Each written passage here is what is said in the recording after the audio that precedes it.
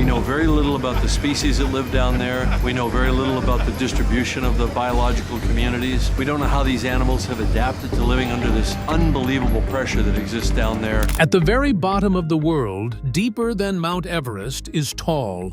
Explorers stumbled upon something no one was prepared to see. No true fish has ever been seen this deep. What do we have here? This is a strange-looking creature, and it seems to be some kind of a fish. Hidden to 36,000 feet below the surface, the Mariana Trench has revealed a discovery so strange, so unsettling, that it could rewrite everything we thought we knew about our planet.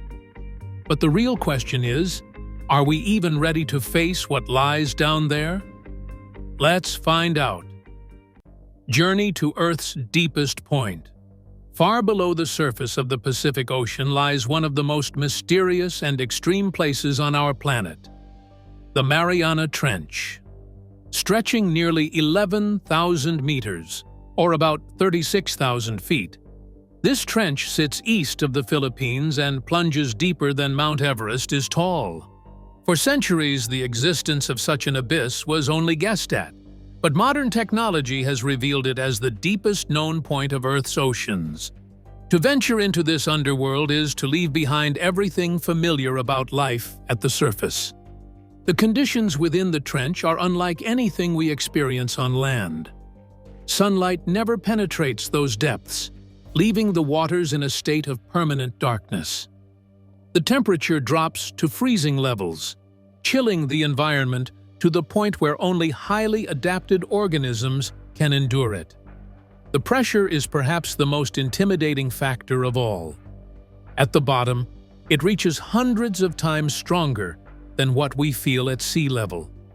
To put it into perspective, if a human attempted to descend without protection, the crushing force would end life instantly. Only specialized submarines, engineered with thick walls and reinforced hulls, can survive long enough to allow humans to glimpse the trench. To understand the journey downward, it helps to break the ocean into zones, each with its own conditions and inhabitants. The first is the photic zone, stretching from the surface to about 200 meters deep. Here, sunlight pours through the water, creating an environment where plants, coral reefs, and schools of colorful fish thrive. This zone is warm, bright, and filled with activity. Most of what people picture when they imagine the ocean belongs to this upper world, which supports much of marine biodiversity. Beneath it lies the twilight zone, extending from 200 meters down to about 1,000 meters. The light fades quickly in this layer, casting everything in dim blue shadows. The pressure here is already 10 times greater than at the surface, and temperatures grow colder. Life must adapt in unusual ways.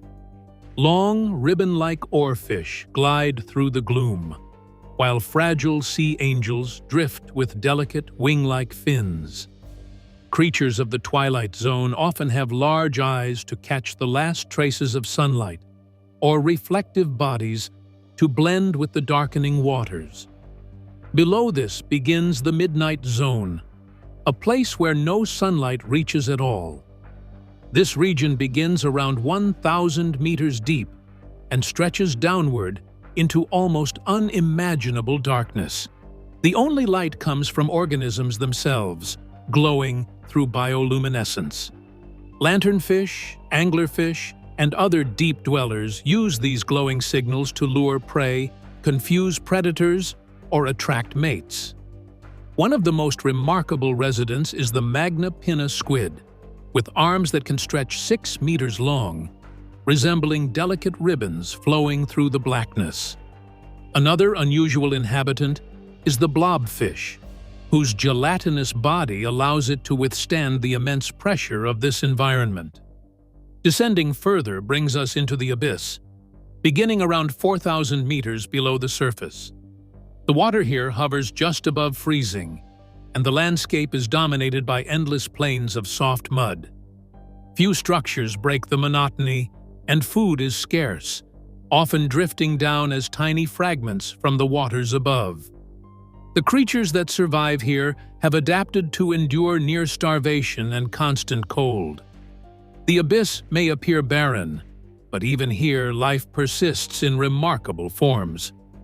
Finally, at depths beyond 6,000 meters, we enter the Hadal Zone, a realm found only in deep ocean trenches like the Mariana. This zone represents the ultimate extreme of Earth's watery world. Here, the environment is shaped by geological forces as tectonic plates press together to form deep chasms. The pressure is so intense that most machines struggle to operate, and yet certain organisms still manage to exist. Scientists have discovered small amphipods, snailfish, and microbes that flourish where conditions seem utterly hostile. Their presence proves that life is not only resilient, but capable of thriving in places that seem utterly alien.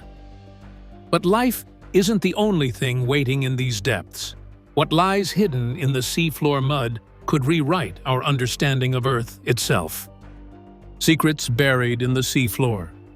The seafloor, often imagined as a barren plain, is in truth a vast archive of natural history and a stage for extraordinary processes.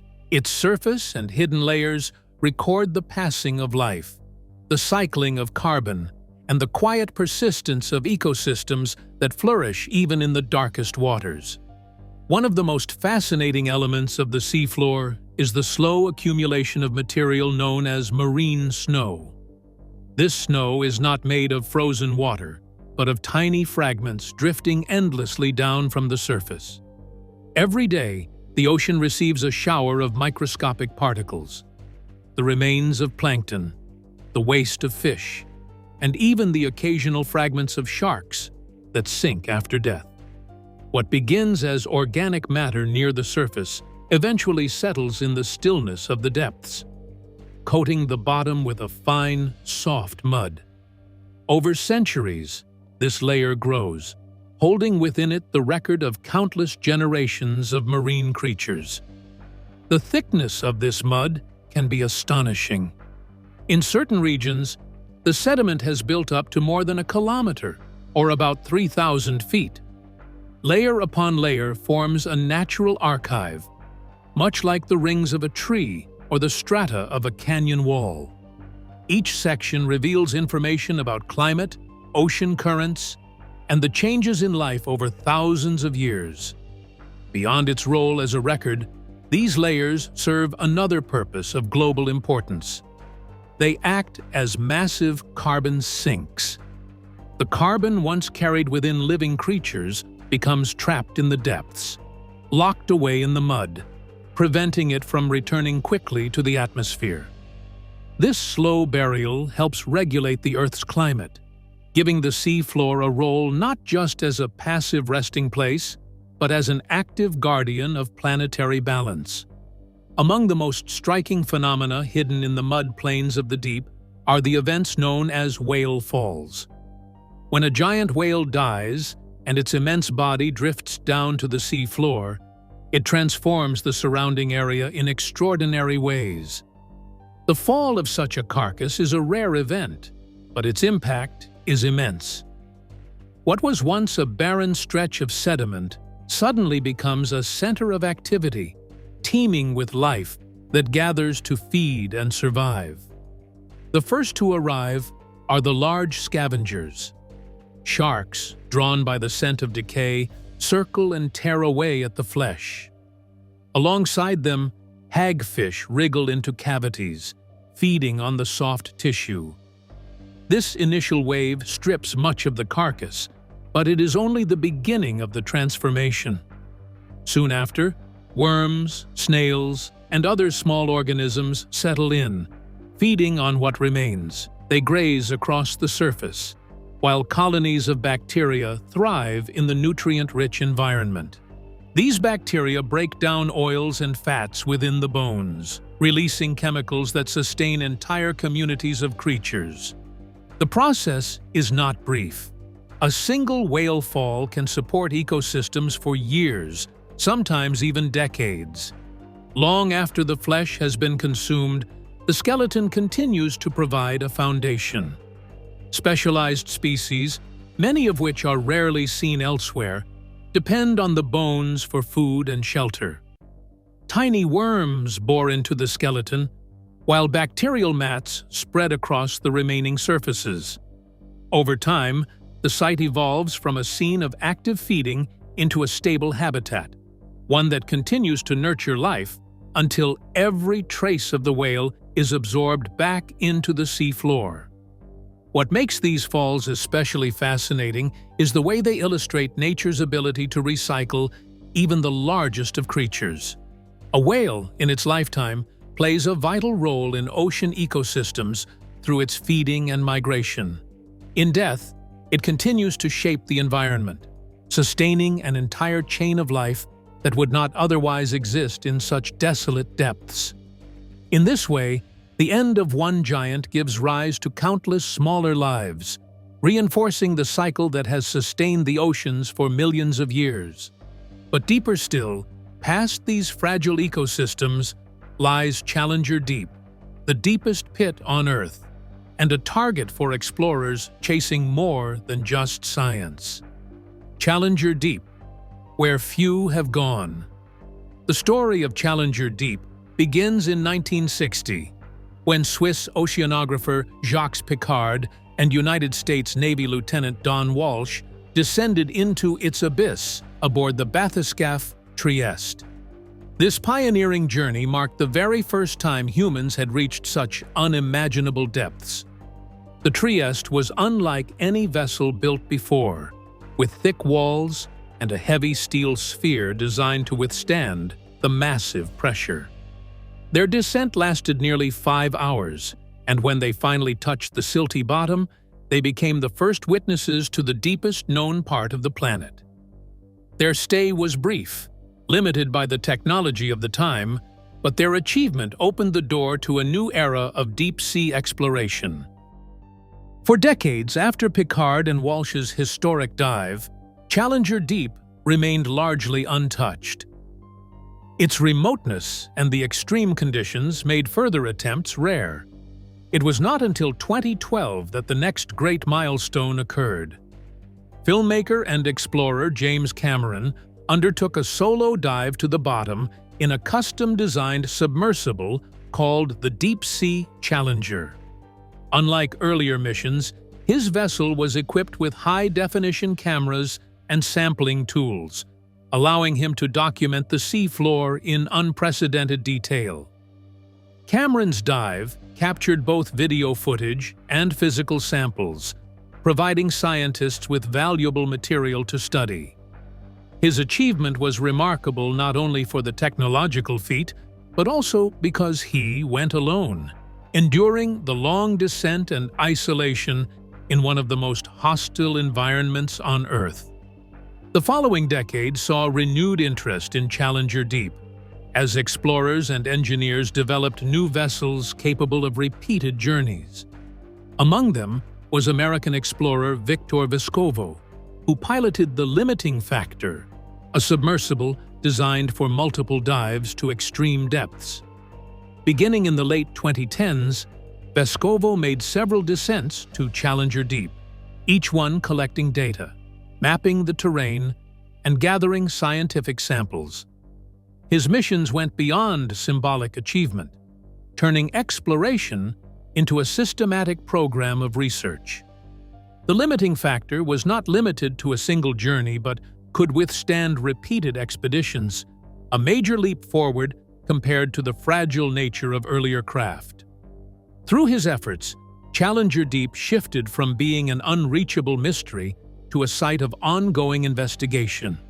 Yet the challenges remained immense. Each dive required extraordinary preparation, massive financial investment, and carefully engineered technology. Pressure at those depths is over 1,000 times stronger than at the surface, making even the smallest flaw in design potentially fatal. For this reason, visits to Challenger Deep remained rare and short-lived. Only a handful of people in all of human history had stood at its bottom, and every mission demanded years of planning. A new chapter unfolded in 2020, when China achieved its deepest dive ever with the submersible Undersea.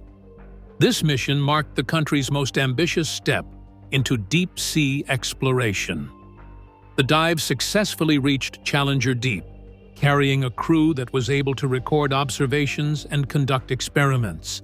For China, this accomplishment was both a scientific triumph and a demonstration of technological capability. It showed that the ability to explore Earth's deepest waters was no longer limited to a few nations, but was becoming part of a wider global effort. These journeys together form a remarkable timeline of human persistence and innovation.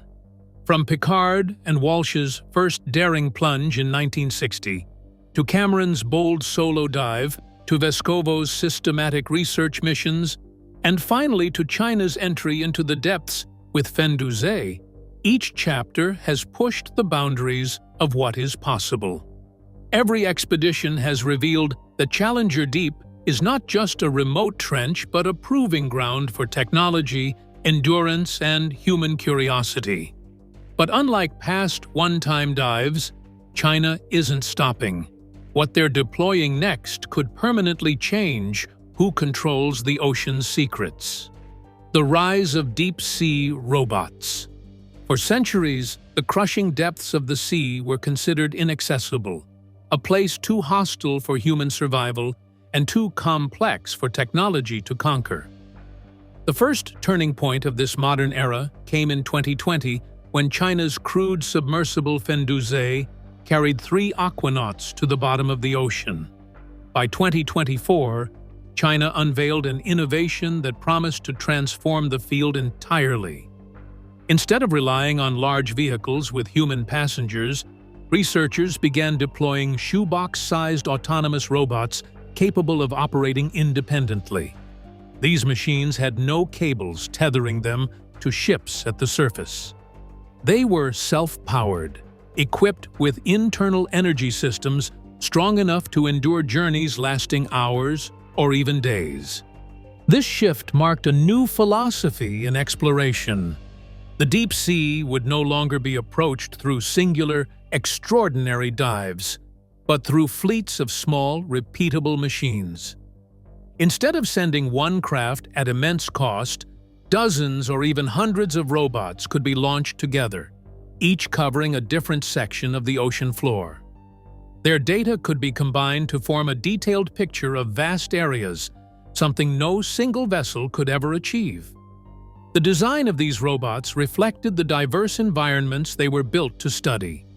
Some were engineered to glide smoothly through the water, conserving power as they traveled between survey points. These gliders acted like scouts, mapping large stretches of seafloor and sending back images and sensor readings.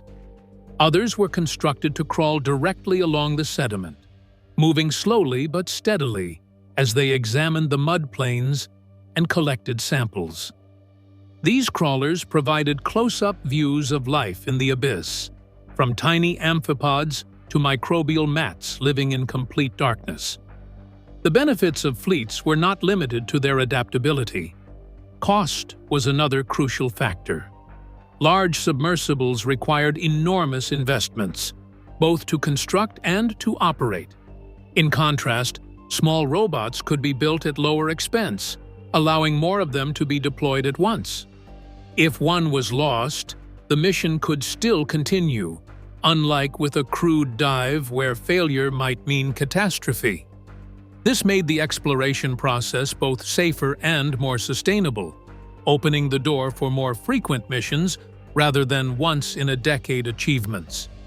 The rise of these robots also broadened participation in deep-sea research.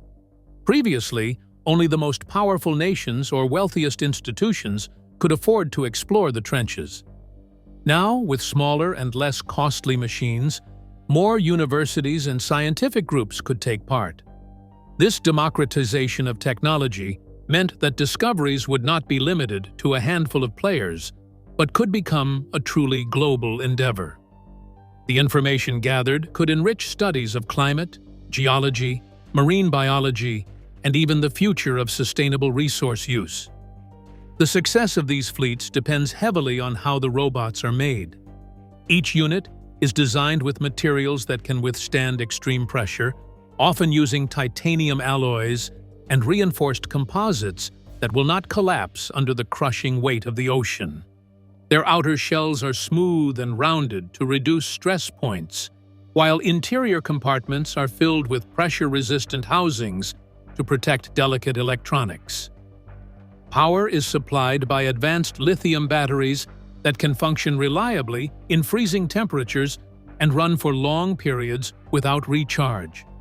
The robots are also equipped with arrays of sensors, cameras, and samplers, all miniaturized to fit inside compact frames. Propulsion systems vary depending on their task. Gliders use buoyancy adjustments to drift efficiently. Crawlers use mechanical legs or treads to move across the seabed. And flexible units use articulated joints to squeeze into narrow spaces. Each robot also carries communication modules that allow it to upload data once it returns to the surface, or in some cases, transmit signals acoustically through water.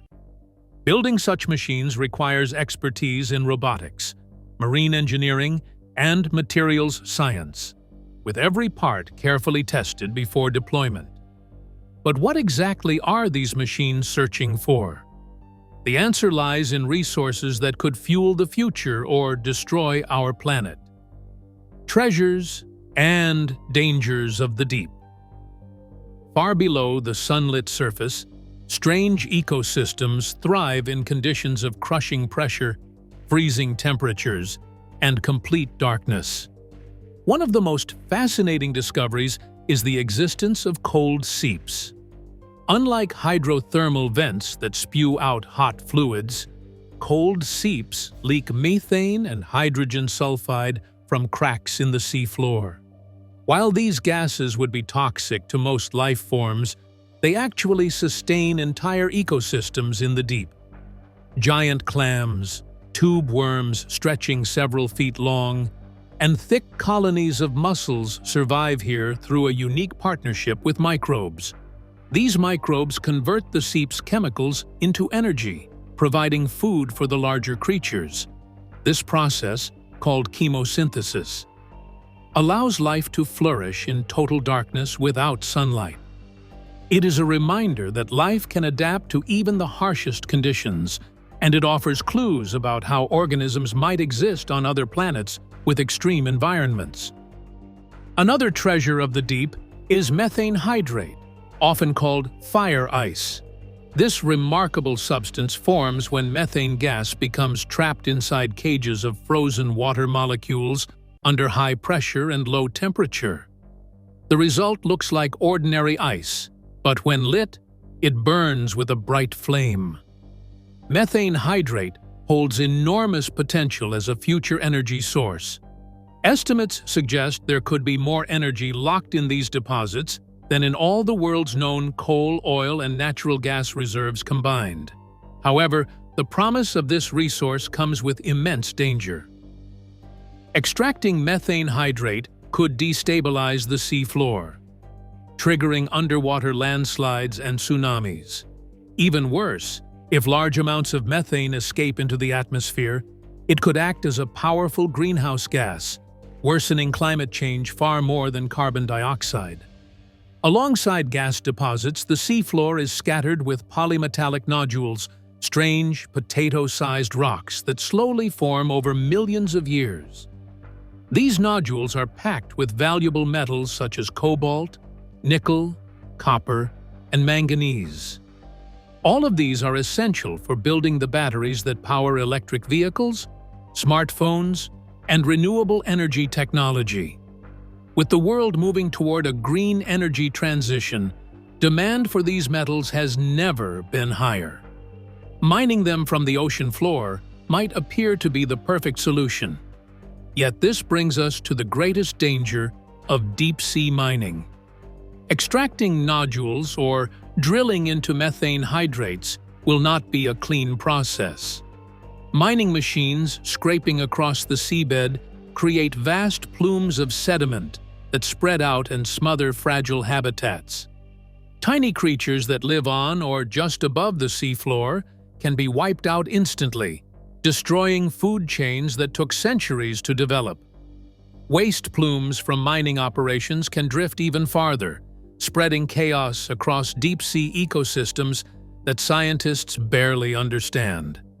Unlike shallow water environments, deep-sea ecosystems recover at an incredibly slow pace, if they recover at all. Some scientists warn that disturbing these regions could leave scars lasting thousands of years, permanently altering a part of Earth that is still mostly unexplored. The treasures of the deep promise great rewards, new energy sources, vital minerals, and insights into life's ability to adapt. But the dangers remind us that the ocean is not just a resource bank waiting to be emptied. It is a living system, fragile and interconnected. Humanity faces a critical choice, whether to treat the deep sea as a mine to exploit, or as a frontier to protect and study with care. What we decide will shape not only the health of our oceans, but also the balance of life on Earth itself. But minerals aren't the only prize hidden below. Something far more valuable than gold or cobalt runs across the ocean floor, connecting the entire world. The hidden internet beneath the waves. The undersea internet cables are the silent veins of our digital age. While satellites capture headlines for space-based communication, in reality, more than 95% of global internet traffic depends on these cables. They carry everything: international banking transfers, stock market trades, military communications, entertainment streaming, and personal messages shared between loved ones across continents. Without them, the modern world would grind to a halt. What makes these cables remarkable is also what makes them vulnerable. Imagine something no thicker than a garden hose stretching across thousands of miles of ocean floor, carrying terabytes of information every second.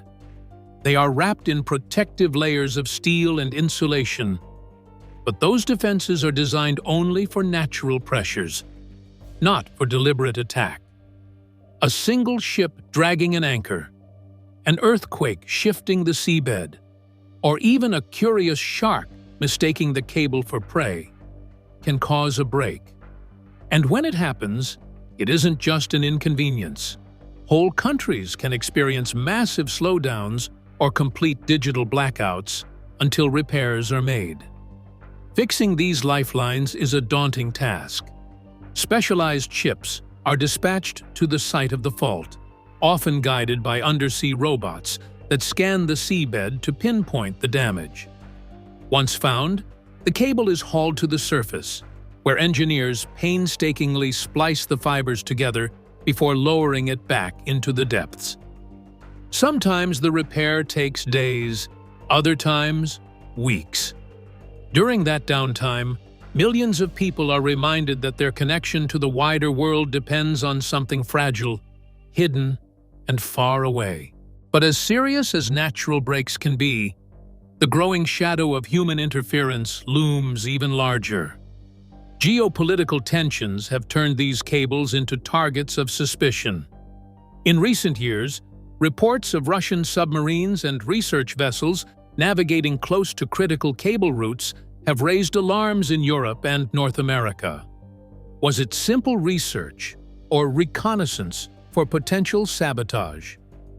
Analysts warn that a coordinated attack on just a handful of these cables could paralyze financial systems, disrupt government communications, and sow chaos across societies.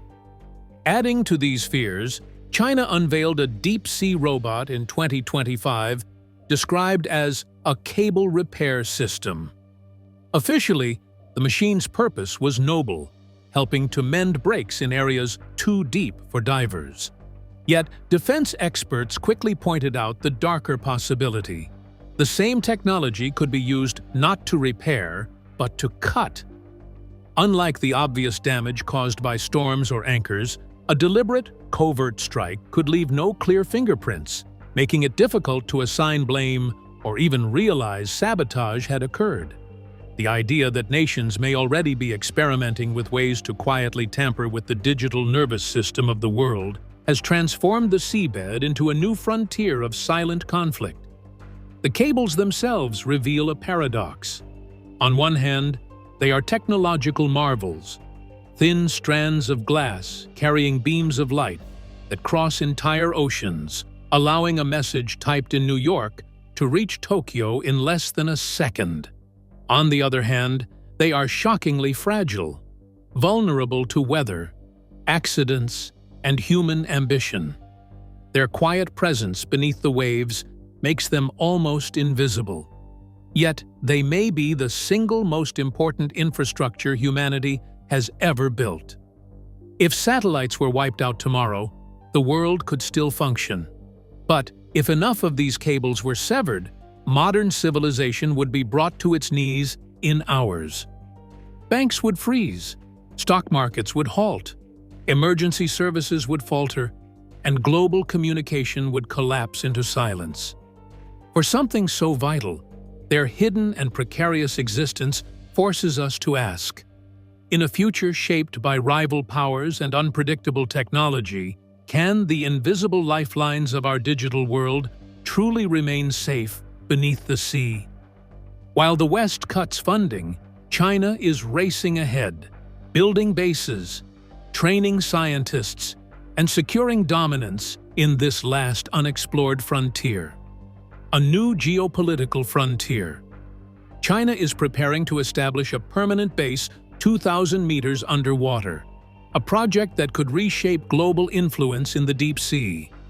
This station will be capable of housing 6 scientists for up to 30 days at a time, offering them a platform to observe, experiment, and test new technologies directly on the ocean floor.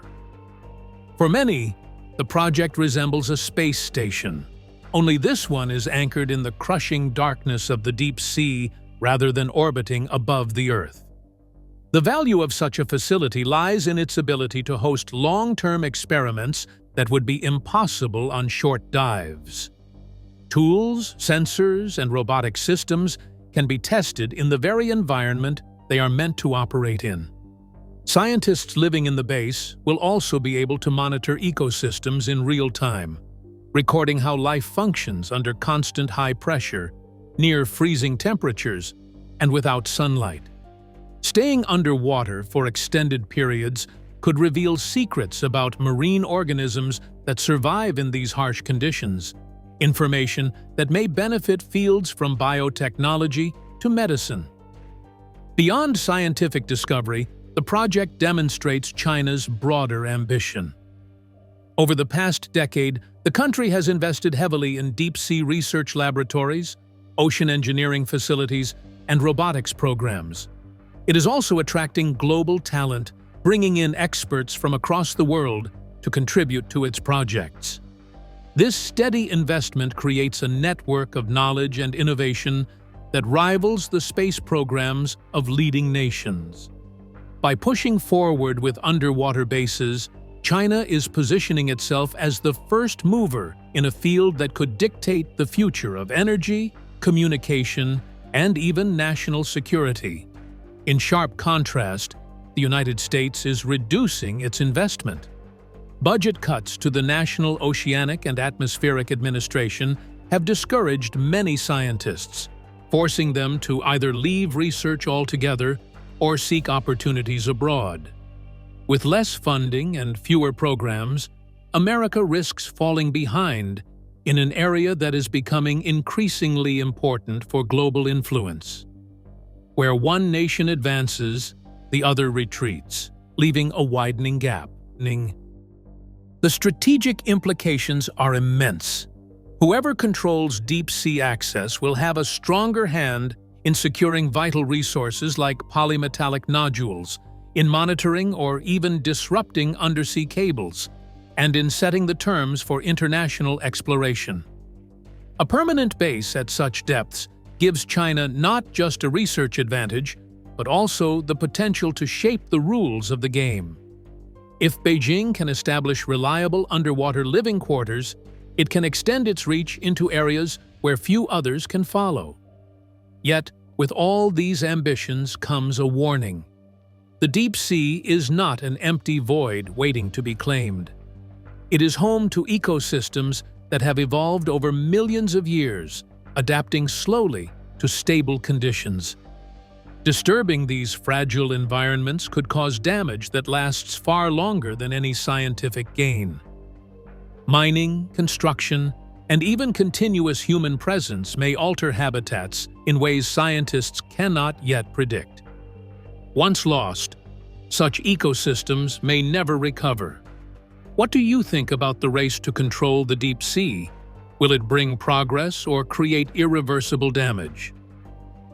Share your thoughts in the comments below.